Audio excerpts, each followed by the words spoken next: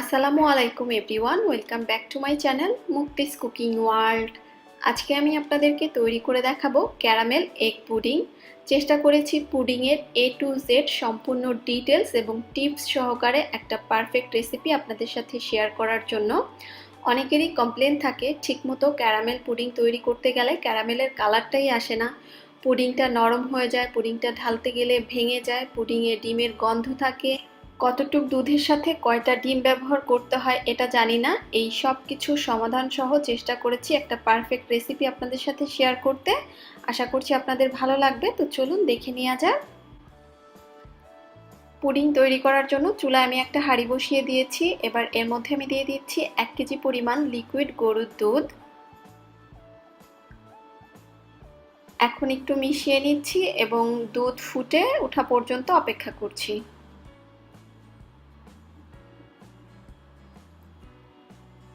এই তো এরই মাঝে দুধ ফুটে উঠেছে।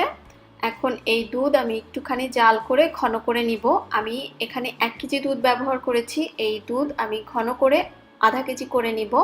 তবে আপনারা যদি মনে করেন এতটা না ঘন করে 3 ভাগের 1 ভাগ কমিয়ে নেবেন সেটাও পারবেন।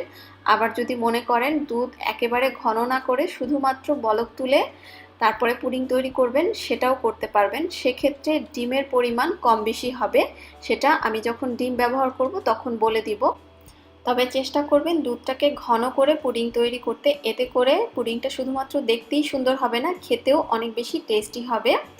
এখন অনবরত নেড়ে চেড়ে এই দুধটাকে আমি হাফ কেজি হয়ে যাওয়া পর্যন্ত জাল করে নিব। চেষ্টা করবেন অনবরত নেড়ে চেড়ে দুধ ঘন করে নেওয়ার জন্য, এতে করে দুধটা শুধুমাত্র পরিমাণেই কমবে না, এটার ঘনত্বটাও অনেক বেড়ে যাবে দুধের মধ্যে। দুধটা জাল করতে করতে এরই মাঝে কিন্তু অর্ধেক হয়ে গিয়েছে এবং আমি চুলার আঁচটা বাড়িয়েই দুধটা ঘন করে নিয়েছি। দেখতেই পাচ্ছেন এটা পুরো অর্ধেক হয়ে গিয়েছে। এবার চুলার জাল বন্ধ করে দুধটা আমি চুলা থেকে নামিয়ে নিব। চুলা থেকে নামিয়ে নেওয়ার পরে সম্পূর্ণ ঠান্ডা করে নিতে হবে। তো দুধ ঠান্ডা হতে থাক।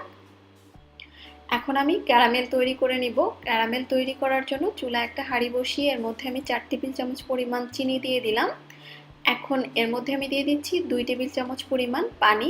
চেষ্টা করবেন ক্যারামেল তৈরি করার সময় চিনির সাথে একটুখানি পানি দেওয়ার জন্য, এতে করে আপনি একটু সময় নিয়ে ক্যারামেলটা তৈরি করতে পারবেন আর এতে করে কালারটাও নষ্ট হয়ে যাওয়ার ভয় থাকবে না।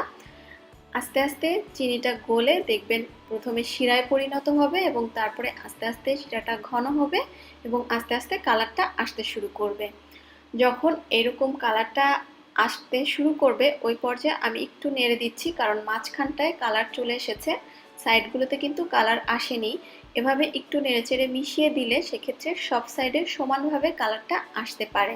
তবে আপনারা চাইলে ফ্রাই প্যানের হ্যান্ডেলটা ধরেও এটাকে ঘুরিয়ে ঘুরিয়ে করতে পারেন, চামচের সাহায্যে না নেড়েচেড়ে।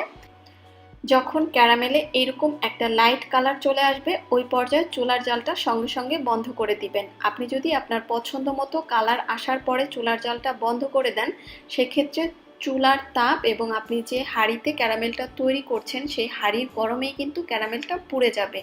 এই জন্য এরকম একটা লাইট কালার আসার সঙ্গে সঙ্গে চুলার জালটা বন্ধ করে দিবেন এবং অনবরত এটাকে নাড়তে চাড়তে থাকবেন। দেখবেন আস্তে আস্তে অটোমেটিকলি হাঁড়ির গরমেই এটার কালারটা চেঞ্জ হয়ে যাবে এবং দেখতেই পাচ্ছেন কালারটা এখন কতটা পারফেক্ট হয়েছে, একদম পুড়েও যায়নি আবার একদম লাইটও হয়নি। আর এই জিনিসটা খেয়াল রাখলে আপনাদের ক্যারামেলও হবে একদম পারফেক্ট। এবার এই ক্যারামেলটাকে একদম সরাসরি গরম অবস্থায় আপনি যে পাত্রে পুডিংটা তৈরি করবেন সেই পাত্রে ঢেলে দিতে হবে এবং সঙ্গে সঙ্গে এটাকে স্প্রেড করে দিতে হবে। এবং দেখতেই পাচ্ছেন ক্যারামেলটার কত সুন্দর একটা পারফেক্ট কালার এসেছে, অনেক বেশি লাইটও না আবার একদম পুড়েও যায়নি। নিশ্চয়ই আপনারা দেখে বুঝতে পারছেন যে কালারটা কত সুন্দর এসেছে। এখন এই বাটিটাকে আমি ক্যারামেল সহ সেট হওয়ার জন্য একটা সাইডে রেখে দিব। এখন আমি পুডিংয়ের মিশ্রণটা তৈরি করব। এর জন্য প্রথমে একটা মিক্সিং বোলের মধ্যে আমি 3টা নর্মাল তাপমাত্রার ডিম ভেঙে নিচ্ছি। এখন এর মধ্যে আমি দিয়ে দিচ্ছি 1 চা চামচ পরিমাণ ভ্যানিলা এসেন্স, আর এই এসেন্সটা ব্যবহার করছি ডিমের গন্ধটা যাওয়ার জন্য। ভ্যানিলা এসেন্স না থাকলে এখানে আপনারা 1 চা চামচ পরিমাণ লেবুর রসও ব্যবহার করতে পারবেন, এতে করেও কোনো রকমের ডিমের গন্ধ থাকবে না।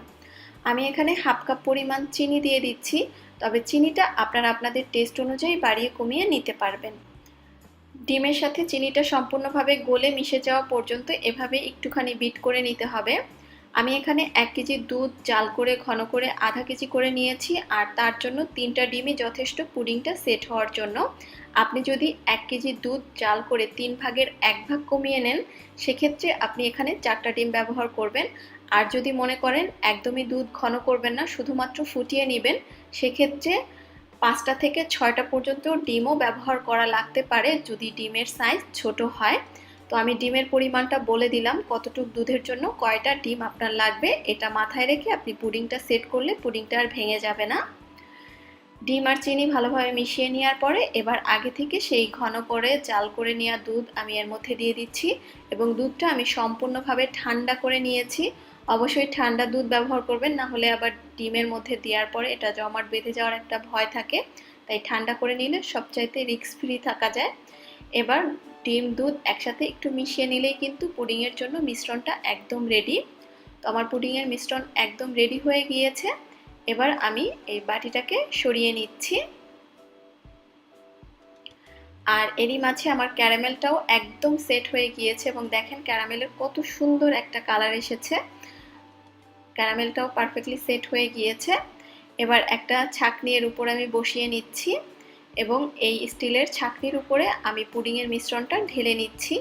এতে করে এই ডিম দুধের মিশ্রণের মধ্যে কোনো ধরনের লাম্পস থাকলে সেটা এর মধ্যে আটকে যাবে, এবং পুডিংয়ের ভিতরটা অনেক বেশি মসৃণ হবে। দেখেন এইরকম কিছুটা লাম্পস আটকে গিয়েছে, আর এই লাম্পসগুলোকে এখন আমি ফেলে দিব। এখন এই বাটিটাকে আমি একটা ঢাকনা দিয়ে ঢেকে দিচ্ছি। আপনারা যদি ঢাকনাওয়ালা বাটি ব্যবহার না করেন, সেক্ষেত্রে ফয়েল পেপার দিয়ে ঢেকে দিলেও হবে, তবে অবশ্যই ঢেকে দিতে হবে, না হলে কিন্তু এটা স্টিম করার সময় ভিতরে পানি ঢুকে যাবে। পুডিংটাকে স্টিম করার জন্য চুলায় আমি একটা হাঁড়ি বসিয়ে দিয়েছি। এবার এর মধ্যে আমি একটা কিচেন টাওয়াল বিছিয়ে দিচ্ছি। আপনারা সুতি যে কোনো পাতলা কাপড় অথবা কিচেন টিস্যু ইউজ করতে পারবেন। এবার আমি বাটিটাকে বসিয়ে দিচ্ছি। এভাবে নিচে একটা কাপড় দিয়ে নিলে পুডিংয়ের পানিটা যখন ফুটে উঠবে, তখন কিন্তু এই পুডিংয়ের বাটিটা নড়াচড়া করার আর কোনো ভয় থাকবে না, আর সেক্ষেত্রে পুডিংয়ের নিচে কোনো ট্যাপ পড়ারও ভয় থাকবে না। এই জন্য কাপড়টা দিয়ে নিলে ভালো হয়। এবার এর মধ্যে আমি কিছুটা পানি দিয়ে দিলাম, এবং পানিটা দিতে হবে বাটির অর্ধেক বা তার থেকে নিচে, অনেক বেশি উপর পর্যন্ত যাতে পানিটা উঠে না আসে সেই দিকটা খেয়াল রাখবেন, না হলে পানিটা ফুটে ওঠার পরে আবার ভিতরে পানি ঢুকে যাওয়ার একটা ভয় থেকে যায়। এখন ঢাকনা দিয়ে ঢেকে চুলার আঁচ মিডিয়াম বা তার থেকে একটুখানি কম করে এই পুডিংটাকে আমি 25 মিনিট ভাপিয়ে নিব। তবে আপনি যদি ছোট ছোট পাত্রে পুডিংটাকে ভাপিয়ে নেন, সেক্ষেত্রে সময়টা কম লাগবে। যেহেতু আমি একটা বড় পাত্রে করছি, এজন্য আমার 25 থেকে সর্বোচ্চ 30 মিনিট সময় লাগবে। অনেক বেশি সময় ধরে আপনি যদি পুডিংটা স্টিম করেন, তাহলে কিন্তু পুডিংয়ের ভিতরে কখনোই মসৃণ হবে না, ভিতরে ছিদ্র ছিদ্র জালি জালি ভাব চলে আসবে এবং খেতেও ভালো লাগবে না। আমার 25-26 মিনিটের মতো লেগেছে এটা স্টিম হতে, তবে আপনাদের আরেকটু কম বেশি লাগতে পারে। আমি এখন একটা কাঠি ঢুকিয়ে চেক করে নিচ্ছি। দেখেন একদম ক্লিন এসেছে, তার মানে এটা সুন্দরভাবে সেট হয়ে গিয়েছে। এর থেকে বেশি সময় যদি এখন আমি স্টিম করি, এর ভিতরে একদমই ফাঁপিয়ে যাবে। এবার চুলা থেকে নামিয়ে নিলাম। পুডিংটাকে চুলা থেকে নামিয়ে নেওয়ার পরে নর্মাল তাপমাত্রায় সম্পূর্ণভাবে পুডিংটাকে ঠান্ডা করে নিতে হবে। গরম অবস্থায় পুডিং কখনোই মোল্ড আউট করতে যাবেন না, তাহলে কিন্তু পুডিংটা সঙ্গে সঙ্গে ভেঙে যাবে। পুডিংটাকে আমি সম্পূর্ণ ঠান্ডা করে নর্মাল ফ্রিজে 1 থেকে 2 ঘন্টা রেখে সেট করে তারপরে আপনাদেরকে মোল্ড আউট করে দেখাচ্ছি। আর এরই মাঝে আমার পুডিংটা সম্পূর্ণ ঠান্ডা হয়ে গিয়েছে। আমি নর্মাল ফ্রিজে 1 ঘন্টা রেখেছিলাম, তবে আপনার হাতে সময় থাকলে আপনি আরও অনেক বেশি সময় ধরে রাখতে পারেন। এখন সাইডটাকে একটু ছাড়িয়ে নিচ্ছি। সাইডটাকে ছাড়িয়ে নেওয়ার পরে এখন পুডিংটাকে আমি মোল্ড আউট করে নিচ্ছি।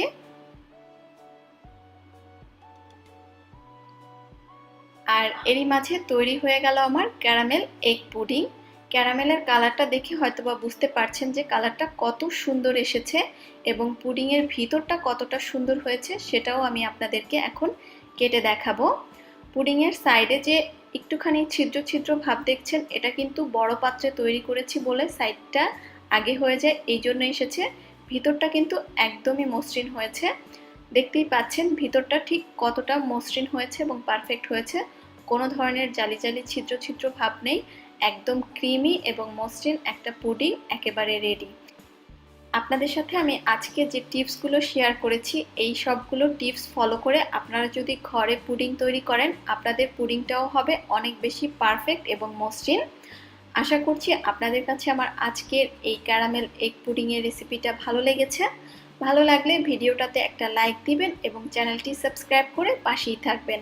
আজকের মতো তাহলে এখানেই বিদায় নিচ্ছি। সবাই খুব বেশি ভালো থাকবেন। আল্লাহ হাফেজ।